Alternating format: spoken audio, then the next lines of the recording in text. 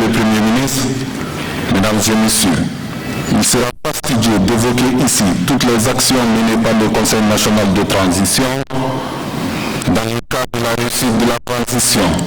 Il convient quand même de noter que dans le domaine législatif et uniquement au cours de la session extraordinaire du mois d'août dernier, le Conseil national de transition a procédé à l'adoption des lois d'importance capitale, parmi lesquelles nous pouvons citer les lois relatives au code minier et au contenu local.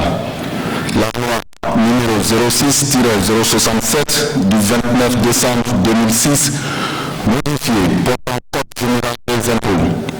La loi numéro 06-068 du 29 décembre 2006, portant livre de procédure fiscale.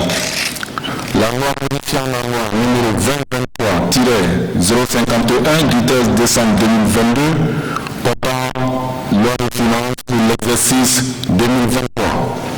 L'adoption de ces textes majeurs, comme les autres textes, participe de notre volonté assez difficile de soulager nos populations dont la résilience n'est plus à démontrer.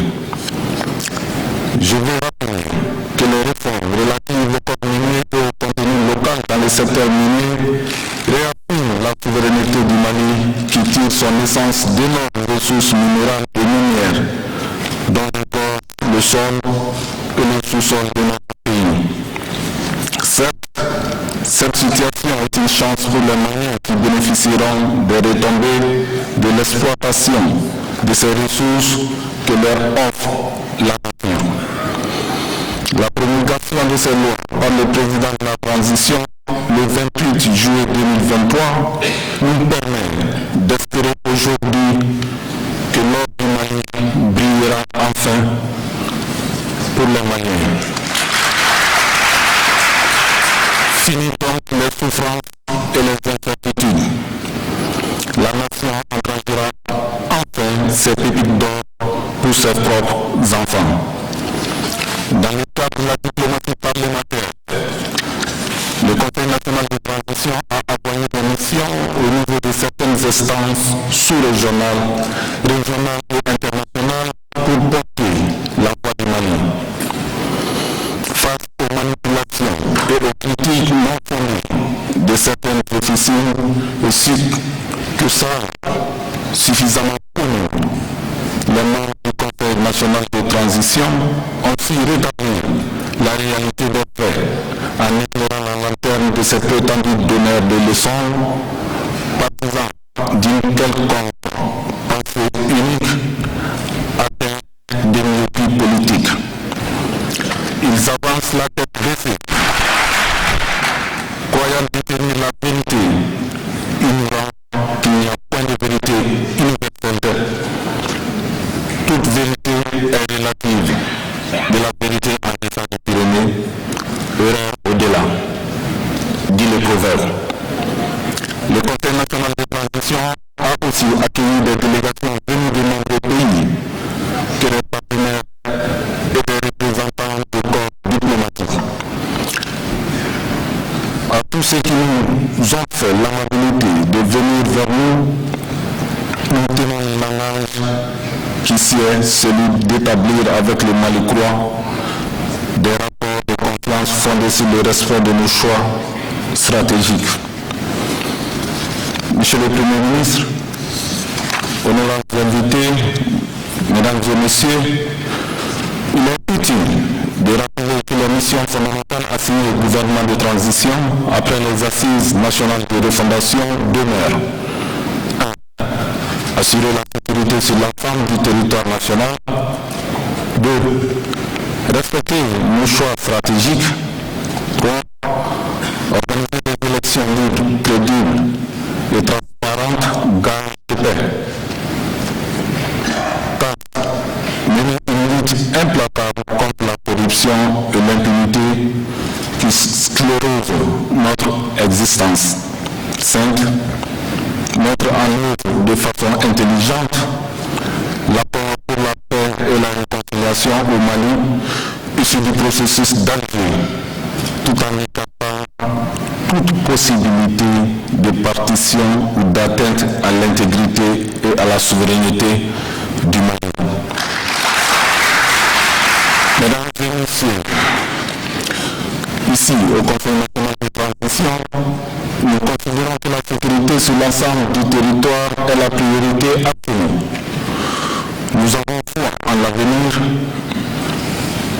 et nous sommes avec nos familles dans cette reconquête de nos terres longtemps occupées par des hordes de barbares sans foi, ni loi, ni religion, dont le seul souci est de faire souffrir, tuer les populations innocentes qui n'aspirent qu'à la paix. C'est pourquoi nous n'avons cessé de saluer la montée en puissance des femmes.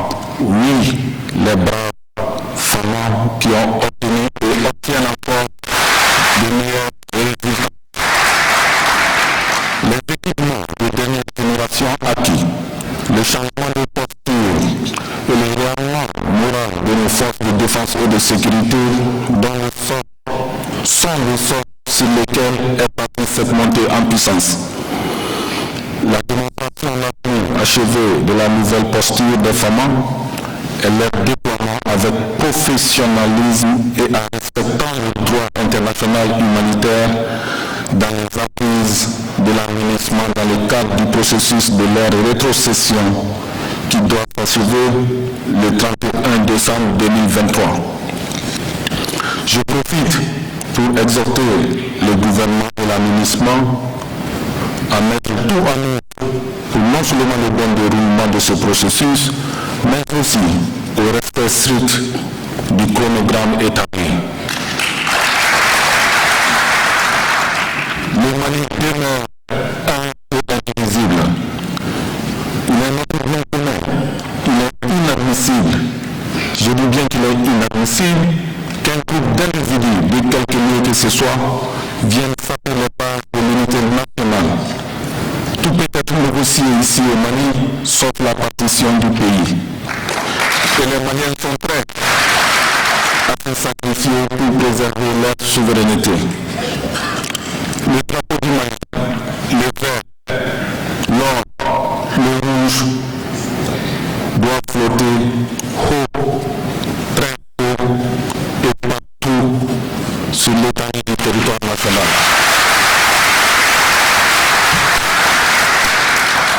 La maîtrise dont nos forces de défense et de sécurité font preuve depuis le début de cette transition prouve que l'armée malienne est devenue une référence aujourd'hui en matière de capacité opérationnelle et de force de frappe au niveau de notre continent et bien ailleurs. C'est le lieu de féliciter l'ensemble de nos troupes avec à sa tête le chef suprême des armées, le président de la transition, chef de l'État, l'imperturbable colonel Assimi Goïta, dont le leadership, l'engagement et la détermination auront permis à nos forces armées de surmonter bien de cueil et de relever autant de défis. Les attaques ignobles et désespérées de ces derniers jours venant de groupes terroristes terrorisés sont à considérer comme les derniers soubresauts d'un agonisant. Quel crime abominable que de s'attaquer à un bateau de transport civil dont la majorité des passagers est constituée de femmes et d'enfants. Qu'en disent les fameuses organisations internationales des droits de l'homme, les organisations sous-régionales, la communauté internationale s'y porte à huer dans les brancards. Silence radio depuis ce 7 septembre 2023. Deux poids, deux mesures, certainement. Nous avons compris. Oui, c'est là aussi nous l'avons compris. Et notre peuple, fier et digne, saura s'en souvenir. Honorables invités, mesdames et messieurs, dans le cadre de l'organisation des élections générales libres, transparentes et crédibles qui sont prévues, le Conseil national de transition salue la promulgation de la nouvelle constitution le 22 juillet 2023 par le président de la transition. Nous sommes totalement en phase avec le président de la transition, le colonel, l'imperturbable Assimi Goïta. Cette constitution vise à redonner à l'action politique et parlementaire ses lettres de noblesse et à réhabiliter les partis politiques pour leur permettre de s'acquitter au mieux de la mission dont ils sont désormais constitutionnellement investis, à savoir contribuer à un accompagnement judicieux des citoyens, assurer efficacement leur représentation et à aider à la préparation d'élites aptes à bien gérer les affaires publiques et dire adieu au combat et aux luttes politiques insensées en se battant pour l'émergence des devoirs et non des droits uniquement. Ce Mali que nous voulons bâtir demande juste des décisions fortes et courageuses qu'il nous appartient de prendre, convaincus qu'elles sont au seul bénéfice de notre peuple. C'est pourquoi je salue l'annonce faite par le gouvernement la semaine dernière du léger report de la prochaine élection présidentielle. Ce report vise à nous permettre d'assurer une meilleure organisation de ce scrutin d'une part et à nos concitoyens une plus grande participation d'autre part. Nous soutenons donc ce report car il est gage d'un scrutin apaisé, transparent et crédible. Monsieur le Premier ministre, honorables invités, mesdames et messieurs, l'économie nationale, à l'instar de celle des autres pays du monde, a été affectée par une crise sans précédent. En votant en session extraordinaire la loi modificative portant loi de finances pour l'exercice 2023, le Conseil national de transition a apporté son soutien au gouvernement pour lui permettre de faire face aux multiples impondérables qui assaillent notre économie. C'est le lieu de saluer la signature du pacte social de stabilité et de croissance. La signature de ce pacte, accompagnée du plan d'action le vendredi 25 août 2023, entre le gouvernement et les partenaires sociaux, va dans le sens de l'apaisement du climat social. En recevant les signataires du pacte social de stabilité et de croissance, le président de la transition, son Excellence, le colonel Assimi Goïta, a réaffirmé son engagement à réussir le développement économique de notre cher pays, le Maliba, dans un climat social apaisé. Nous sommes persuadés au Conseil national de transition que ce pacte de stabilité consolidera l'état de droit et entraînera une amélioration des conditions de vie des travailleurs. C'est pourquoi nous saluons le gouvernement et les différents partenaires sociaux qui ont concouru à sa signature. Qu'il en soit tous remerciés. Monsieur le Premier ministre, par rapport à l'épineuse question de l'augmentation des prix des denrées de première nécessité, nous demandons au gouvernement de communiquer plus.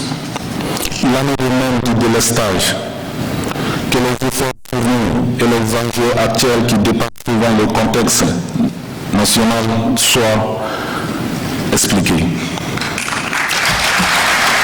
Nos compatriotes ont une grande capacité de résilience chaque fois qu'ils sont bien informés et qu'ils se sentent concernés en premier chef. Sur l'observation du deuil national, il faut aussi expliquer pourquoi il est décrété et comment l'observer. Le deuil national, lorsqu'il est décrété, doit être respecté. Rien n'est plus désagréable que des scènes de jouissance, alors qu'à côté des familles pleurent un père, un fils, une mère, un ami, voire un collègue. Monsieur le Premier ministre, la gestion rigoureuse des affaires publiques est un devoir absolu pour tous.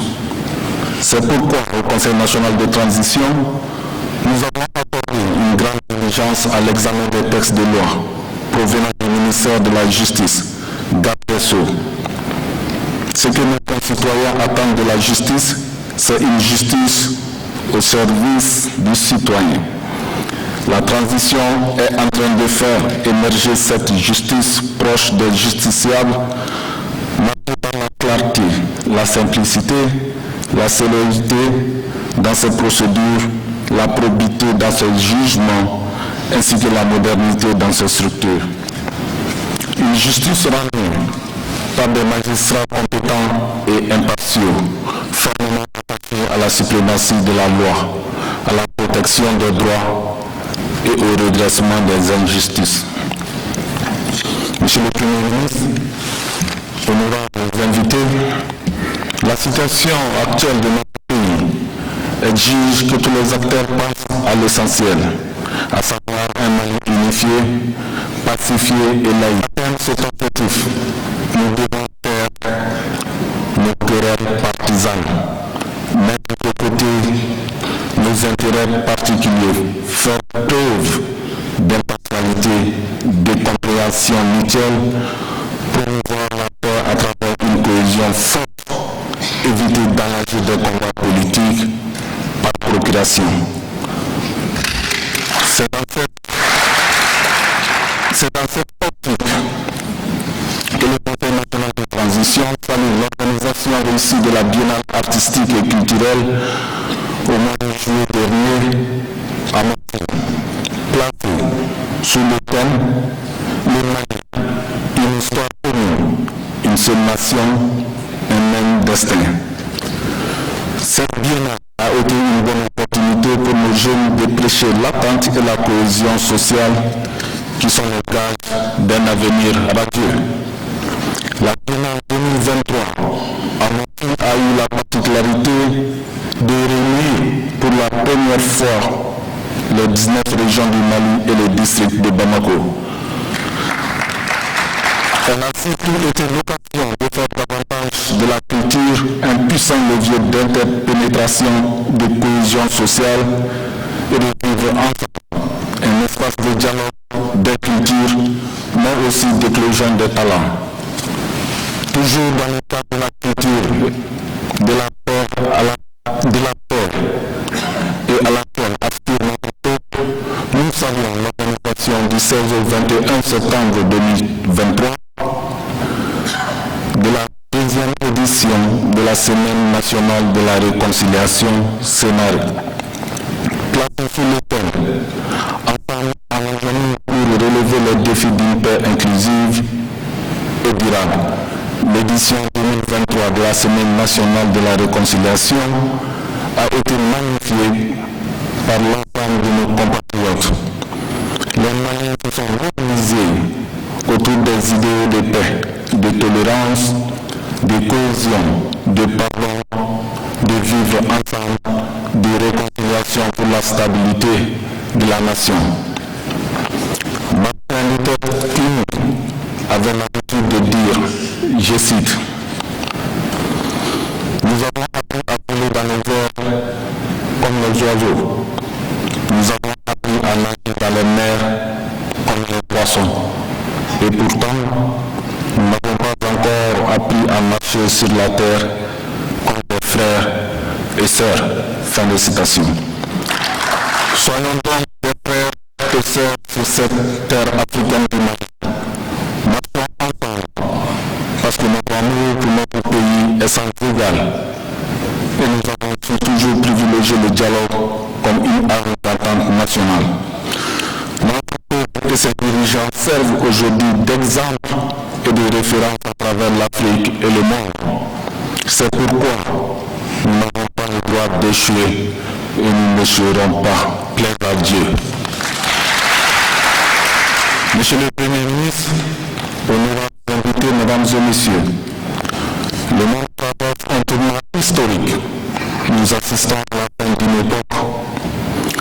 Comme je le disais à la deuxième conférence parlementaire internationale Russie-Afrique sur le thème Russie-Afrique dans un monde multipolaire, il est temps que les anciennes puissances néocoloniales colonialistes comprennent que rien ne sera plus comme avant, parce que dans toute puissance se trouve une impuissance, et dans toute impuissance se trouve également une puissance. Comme je dis, en tant que pays africains, nous avons de la matière et du potentiel pour influer sur le système géopolitique mondial.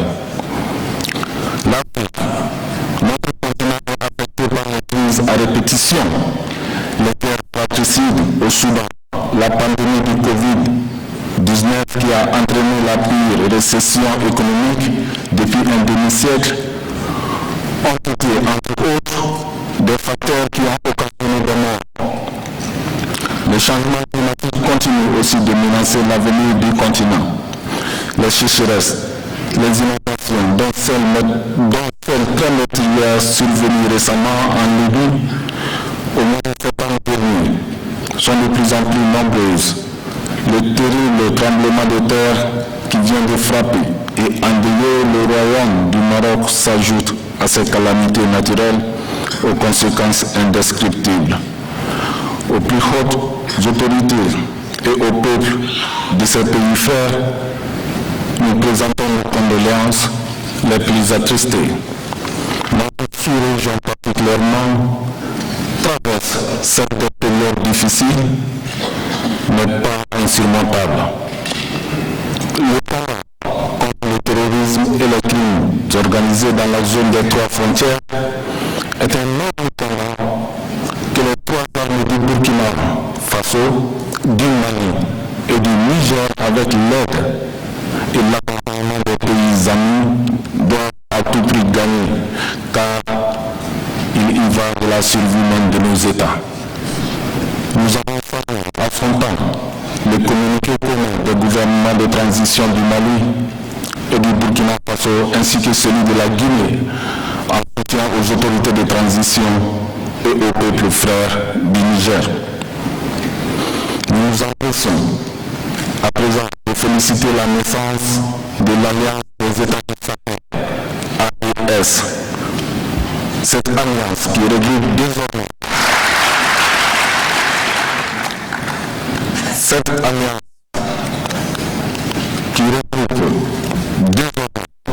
les trois pays frères, le Burkina Faso, le Mali et le Niger, et qui s'élargira, nous en sommes certains très bientôt, à d'autres pays, est une réponse appropriée à la crise sécuritaire qui secoue la zone dite des trois frontières de l'Iptako-Gourmand.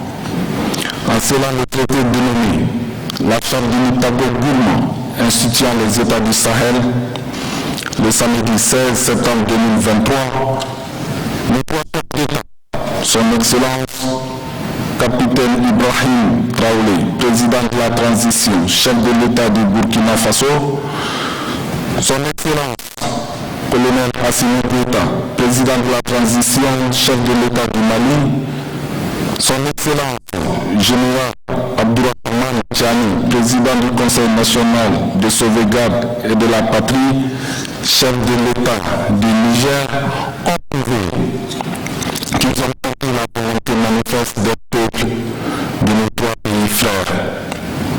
Cette volonté populaire a un nom, l'union sacrée.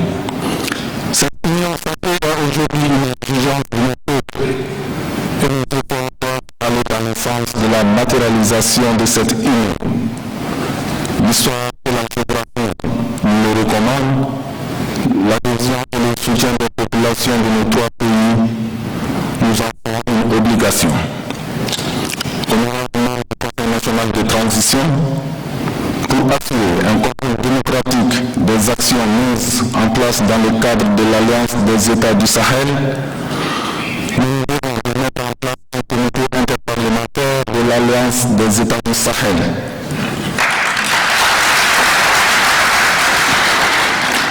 Nous sommes persuadés que ce comité saura être un cadre de coopération et d'initiative parlementaire pour l'unification de la paix et du développement durable au Sahel. Monsieur le Premier ministre,